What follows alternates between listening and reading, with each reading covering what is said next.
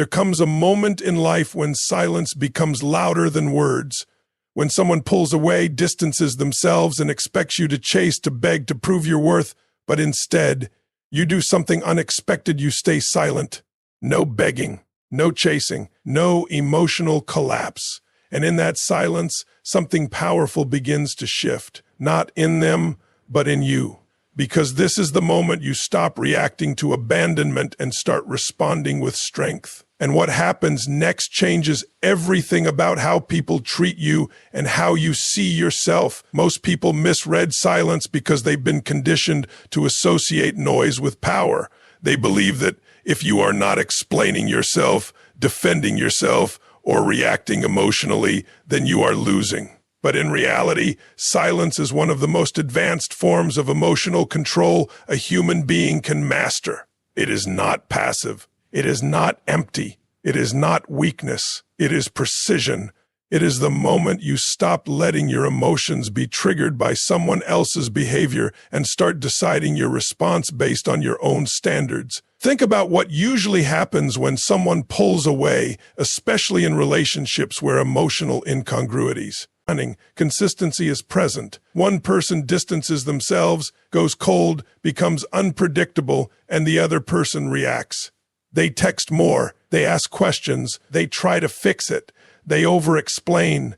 They chase clarity from someone who is intentionally or unconsciously withholding it, and every one of those actions is built on one assumption: if I do more, I will finally be seen. But what actually happens is the opposite. The more you chase, the more the dynamic shifts away from respect and toward imbalance. Now, silence interrupts that entire pattern. When the avoidant expects an emotional reaction and instead receives nothing, it creates confusion in the system they were controlling. Because now the script is broken. They were expecting pursuit, emotional noise, maybe even desperation. Instead, they get calm. They get distance. They get absence. And absence is far more powerful than reaction, because reaction feeds the dynamic, but absence forces reflection. This is where most people underestimate themselves. They think silence is about waiting. It is not. Silence is about reclaiming control of your internal state. It is the decision that says, I will not abandon myself just to stay connected to someone who is inconsistent with me. That single shift is the beginning of emotional authority, because for the first time, you are not negotiating your worth in real time based on someone else's availability. And here is the deeper truth most people miss. When you stop reacting, you stop reinforcing the behavior. Human psychology responds to reinforcement. If every time someone pulls away you chase, you are training the situation to continue. You are not just participating in the dynamic, you are strengthening it. But when you stop, even if it feels uncomfortable at first, you remove the reward system. You remove the emotional fuel. You remove the predictable response. This is where silence becomes powerful, not because you are trying to manipulate someone, but because you are finally refusing to participate in your own emotional depletion. You are no longer negotiating with confusion. You are no longer explaining your value to someone who has access to it but refuses to acknowledge it. You are simply stepping back into yourself. And something interesting happens in that space. At first, it feels like loss because your nervous system is used to movement, to checking, running, to waiting, to hoping. But over time, silence becomes clarity. You begin to see patterns you ignored before. You begin to notice how much of your energy was being spent trying to maintain something one-sided. You begin to realize that your peace was constantly being traded for access, attention, or validation. That realization is uncomfortable, but it is also liberating.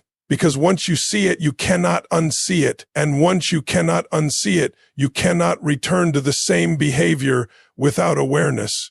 This is the turning point where emotional dependence starts to dissolve and emotional independence begins to form. Silence also does something else. It recenters your identity. Because when you are constantly reacting to someone else, your emotional world revolves around them. Your mood depends on their response. Your thoughts depend on their behavior. Your energy is tied to their unpredictability. But when you stop, even for a moment, you begin to feel yourself again. You reconnect with your thoughts, your priorities, your goals, your life outside of that emotional loop. And this is the real shift. Silence is not about getting them to come back. It is about getting you back. It is about remembering that your value does not increase when someone chooses you and does not decrease when they don't respond. It is about restoring internal stability in a situation that was designed intentionally or unintentionally to create emotional instability. Because at the highest level, power is not about control over others. It is about control over yourself in moments where you used to lose yourself. And silence is often the first moment you prove that you are no longer governed by emotional impulse, you are governed by standards. When you stop chasing, something very uncomfortable happens. At first you break the illusion of access.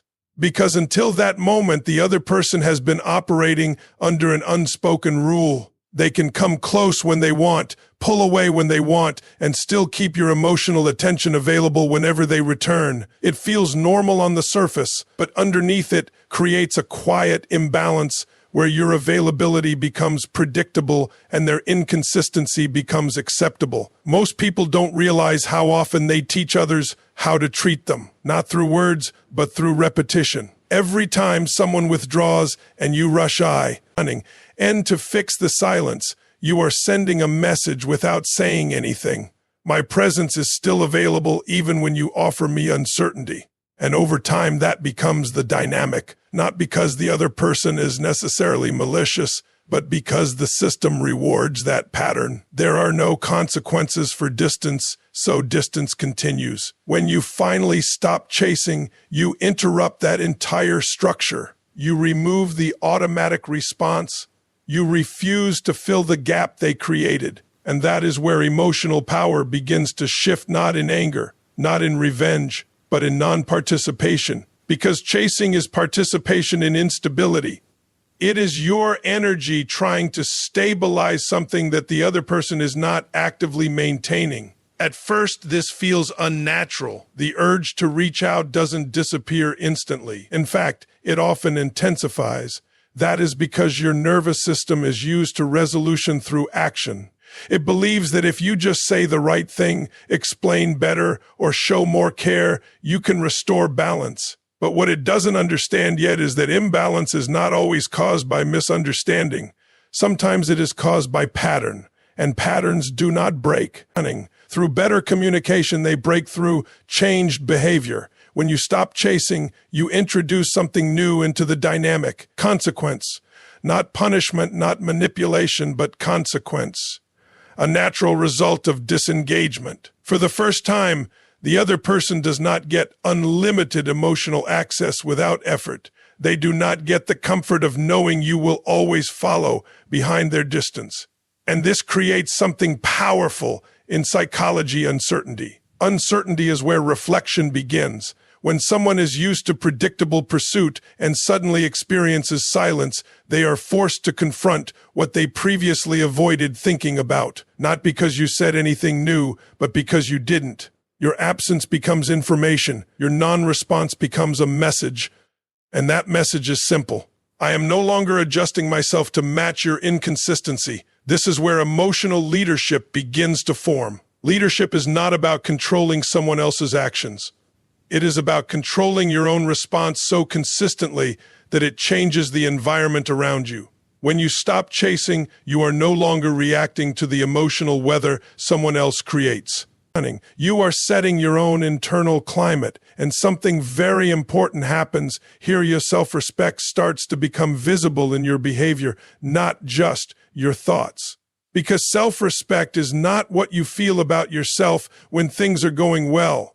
It is what you refuse to tolerate when things are not. Every time you don't chase, you reinforce a boundary, not for them, but for you. A boundary that says, I do not pursue what consistently withdraws from me.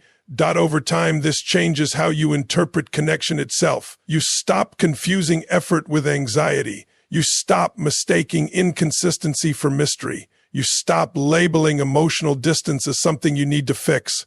Instead, you start observing patterns without attachment, and that observation is where clarity grows. And clarity changes everything. Because once you are clear, you no longer negotiate with confusion. You no longer overinvest in potential. You no longer try to decode mixed signals as if they are hidden affection. You begin to see behavior as it is, not as you hope it might be. Ironically, when you stop chasing, you often become more powerful in the eyes of the other person, but that is not the goal. The goal is not to trigger their attention. The goal is to restore your own emotional balance. Because when you are no longer chasing, you are no longer leaking energy into something that does not return stability. And that is the real transformation. You stop being a participant in emotional instability and start becoming someone who only engages where there is mutual effort, mutual clarity, and mutual presence. When emotional chaos is present in a connection, most people don't realize how deeply it affects their thinking. It doesn't just create confusion in the relationship, it creates confusion inside you. One moment you feel hope, the next you feel doubt. One moment you convince yourself everything is fine, and the next moment you question your own value. That constant back and forth doesn't just drain energy, it slowly distorts perception. You stop seeing reality as it is and start seeing it through emotional fluctuations. When you stop chasing and step back, something very important begins to happen. The noise starts to fade, not immediately and not comfortably, but gradually. And in that space, emotional clarity begins to emerge. Clarity is not always pleasant at first because T removes fantasy. It removes the stories you told yourself to stay emotionally safe. It removes the assumptions you built to explain inconsistent behavior. But it also gives you something far more valuable than comfort truth. Emotional chaos thrives on engagement. The more you react, the more complicated everything feels. You analyze messages, reread conversations, interpret silence, and try to find meaning in inconsistency. But most of that analysis is not truth. Seeking it is anxiety management. It is your mind trying to regain control in a situation that feels unstable. And the more you try to control it through thinking, the more mentally exhausted you become. When you stop reacting, you interrupt that cycle. You are no longer feeding the mental loop that keeps you emotionally attached to confusion. And when that loop slows down, something shifts internally. You begin to see patterns instead of moments. You stop isolating individual actions and start recognizing consistent behavior, and patterns are where truth lives. For example, instead of asking, "Why did they act distant this week?" you start asking, "Is this a consistent way they show up in relationships?" That shift me. GHT seems small, but it is massive because the first question keeps you emotionally involved. The second question brings you into observation, and observation removes emotional distortion. Clarity also changes how you interpret silence. Before, silence might have felt like uncertainty, rejection, or something that needed to be fixed. But with distance, silence becomes information. It is no longer a problem to solve, it is data to understand. And when you stop attaching emotion to every gap in communication, you begin to see what is actually being communicated through behavior rather than words. This is where emotional maturity starts to develop, not because you stop caring, but because you stop overinterpreting. You begin to understand that consistency is louder than explanation. Effort is louder than promises. Presence is louder than potential. And once you understand that, your emotional decisions become much more grounded. The most powerful shift that happens during this stage is the return of self-questioning, but in a healthy way. Not "what did I do wrong?" but "what am I participating in?" Not "how do I fix this person?" but "why am I trying to find stability and inconsist? These questions are not rooted in blame, they are rooted in awareness. And awareness is what breaks emotional confusion.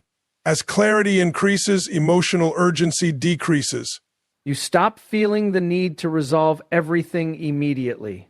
You stop feeling the pressure to respond right away. You stop believing that silence must be filled with action. And in that calm space, you begin to reconnect with yourself again. Because emotional chaos doesn't just disconnect you from the other person, it disconnects you from your own internal rhythm. You start neglecting your goals, your routines, your focus, and your peace because your attention is constantly directed outward. But clarity brings you back inward. It reminds you that your life does not pause for someone else's inconsistency.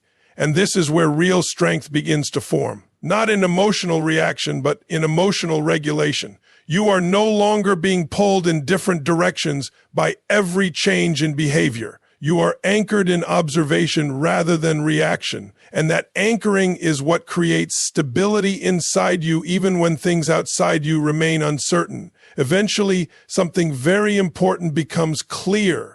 Confusion is not always a sign that you are missing something. Sometimes it is a sign that there is nothing consistent to understand. And once you accept that, the emotional grip of the situation weakens. Not because you force detachment, but because clarity naturally dissolves attachment to illusion.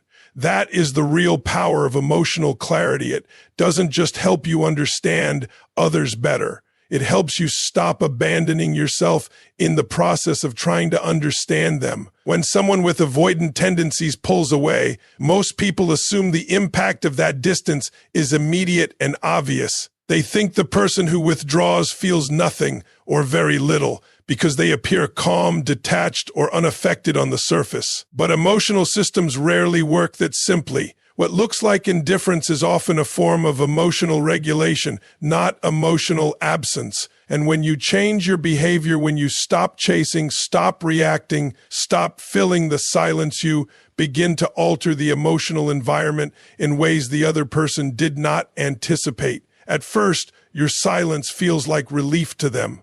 There is no pressure, no emotional intensity, no pursuit. It confirms their internal belief.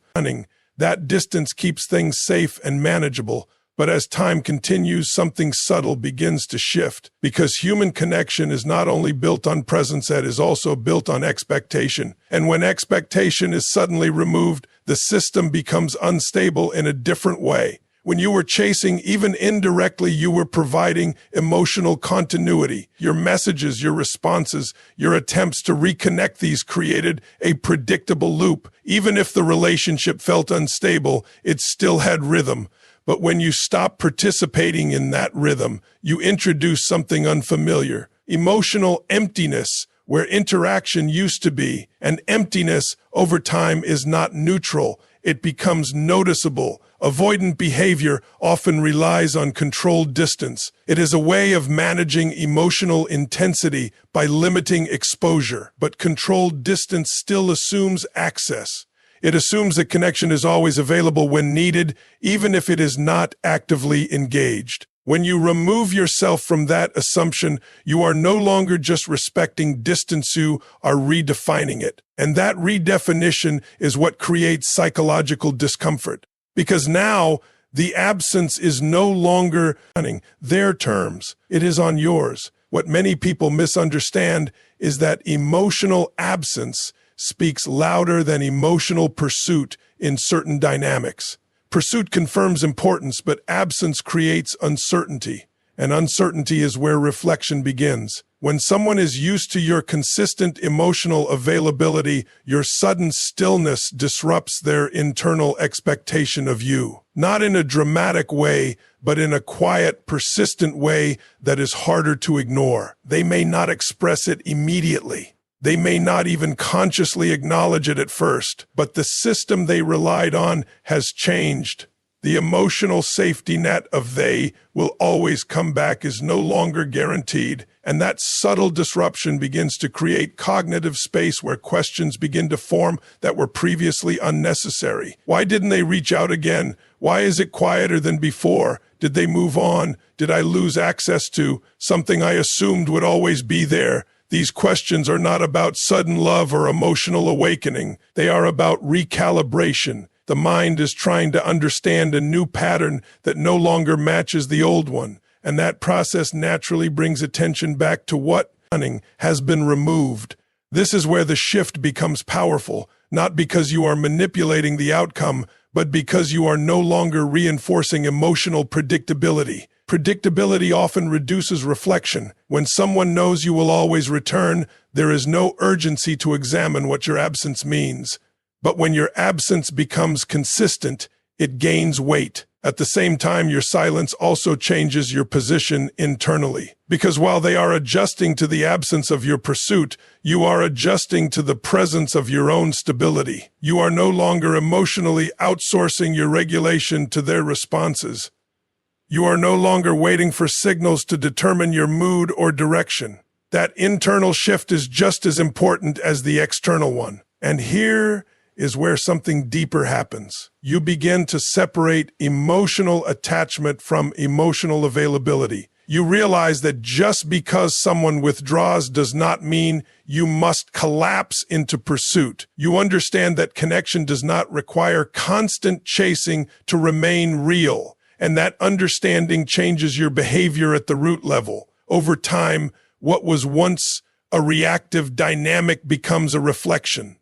Tive 1. Instead of you chasing their distance, you are observing it without emotional panic. Instead of trying to restore what was inconsistent, you are evaluating whether consistency exists at all. And instead of fearing absence, you begin to recognize what absence reveals. Because absence does not just show you what is missing from them, it shows you what was missing in the connection itself. And that realization is where emotional power begins to shift permanently. When a person's emotional world becomes centered around another individual, they may experience a range of emotions, including love, anger, sadness, and joy. Something very subtle but powerful happens. They slowly begin to disappear from their own life, not physically, but mentally and emotionally. Their focus shifts outward so consistently that their internal world starts to feel secondary. Their thoughts revolve around responses, timing, behavior, signals, and meaning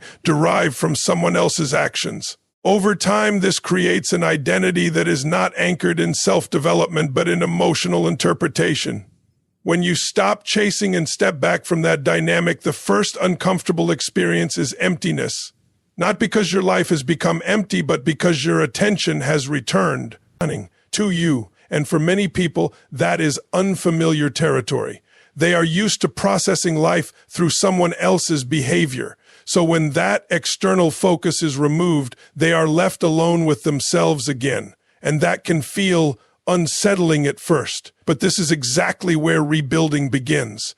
Because the moment your identity is no longer tied to someone else's reaction, something fundamental shifts in your psychology. You are no longer asking, what do they think of me right now?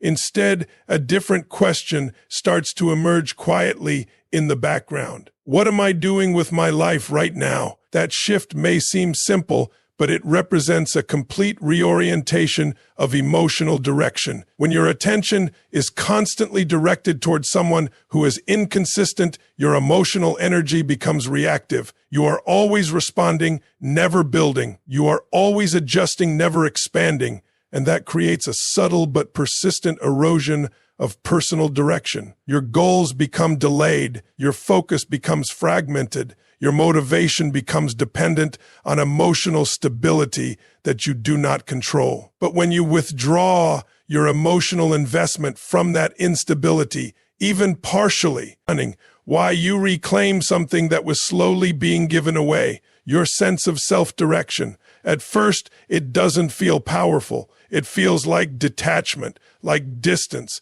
like emotional withdrawal. But underneath that surface, your identity is beginning to reassemble itself around your own priorities again. The parts of you that were waiting, analyzing, and hoping begin to quiet down. And in that quiet, your original intentions start to reappear. Things like your ambitions, your personal goals, your routines, your interests, these were never gone. They were simply overshadowed. And now they start to return into focus. This is where rebuilding identity actually begins, not in dramatic transformation, but in attention shifting back to where it belongs. When you are no longer constantly checking for emotional signals from someone else, you begin to notice your own patterns again. Your energy becomes available for creation instead of reaction. And that is a critical difference, because reactive energy keeps you emotionally tied to external events. Creative energy brings you back into ownership of your life. One drains you into uncertainty, the other builds you into direction. As you continue in you to step away from chasing, you also begin to redefine what value means to you. Earlier, value may have been measured through response, whether someone replied, whether they reached out, whether they acknowledged you. But now, value starts to shift inward. You begin to ask different questions. Am I growing? Am I focused? Am I respecting my own time and energy? These questions are not about rejection, they are about alignment. And alignment is what rebuilds identity after emotional fragmentation. Another important shift that happens during this stage is emotional independence. Not the kind that pretends you don't care, but the kind that no longer collapses when someone else is inconsistent. You still feel, you still notice, but your emotional stability is no longer controlled by external behavior. That is the difference between attachment and grounding. And as this grounding strengthens, something powerful begins to emerge. You start to value your own presence again, not in a forced or motivational sense, but in a natural way. You begin to prefer clarity over confusion, focus over uncertainty, self-direction over emotional waiting. This is where identity starts to solidify again, and not around who left, or who stayed, or who responded, but around who you are becoming. When you are no longer emotionally distracted, you start building again, slowly at first, then steadily, and eventually consistently. And the most important realization that comes from this process is simple but life-changing. Your life does not pause for emotional uncertainty. It continues. And when you stop giving your attention to instability, you finally start participating in it again. When you look closely at emotional patterns in relationships where one person is inconsistent and the other is chasing, there is a hidden assumption underneath everything. That effort equals love, and that struggle equals value. People begin to believe that if they just try a little harder, explain a little better, wait a little longer, or prove themselves a little more, the other person will eventually respond with clarity, commitment, or consistency. But over time, this belief creates emotional exhaustion because it ties love to endurance instead of alignment. When you stop chasing, you disrupt that belief system completely. You remove yourself from the cycle of emotional pursuit and return to observe, ion. And in that space, something uncomfortable but necessary becomes clear. Real connection does not require you to repeatedly convince someone of your worth. If it does, then what you are experiencing is not stability, it is emotional uncertainty disguised as potential. The moment you realize that silence, distance, or withdrawal from your side changes everything,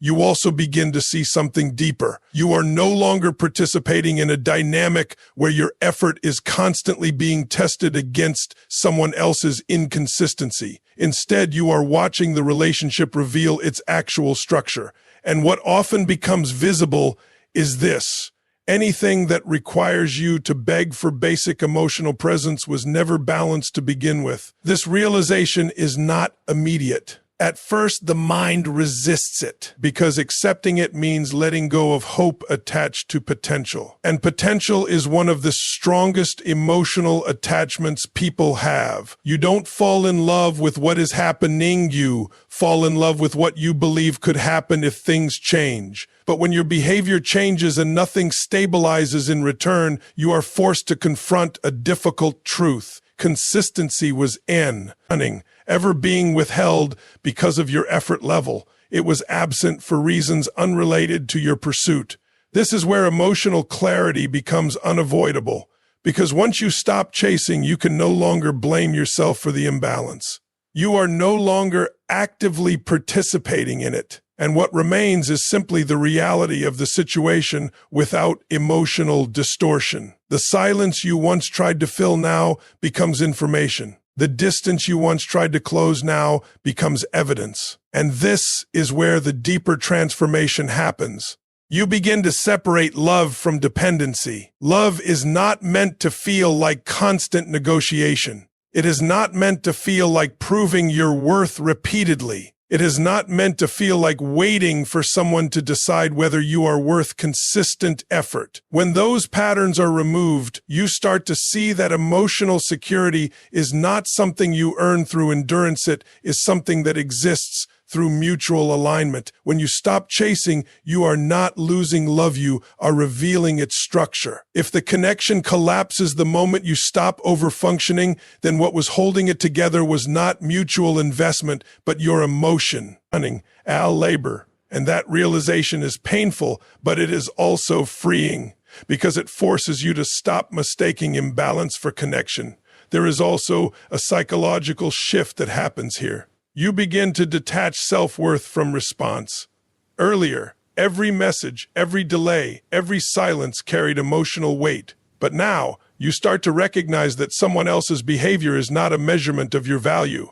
It is a reflection of their capacity, their readiness, or their willingness, not your worth. And this distinction is critical, because as long as you believe that someone's inconsistency is something you must fix by changing yourself, you remain emotionally trapped. But when you understand that you cannot out-effort someone into clarity, you begin to reclaim your emotional boundaries. Eventually, something stabilizes inside you, not because the situation changed, but because your participation in emotional begging stopped. You are no longer negotiating for basic respect. You are no longer waiting for inconsistent signals to become consistent meaning. You are no longer interpreting distance as something you must correct. Instead, you begin to recognize a fundamental truth. Anything that requires you to lose yourself in order to keep it is already costing you too much. And in that realization, the final shift occurs. You stop asking, how do I get them to choose me? And start asking, why was I willing to accept a dynamic where I had to convince someone to treat me well? That question does not create bitterness. It creates clarity. And clarity is what finally breaks the emotional cycle.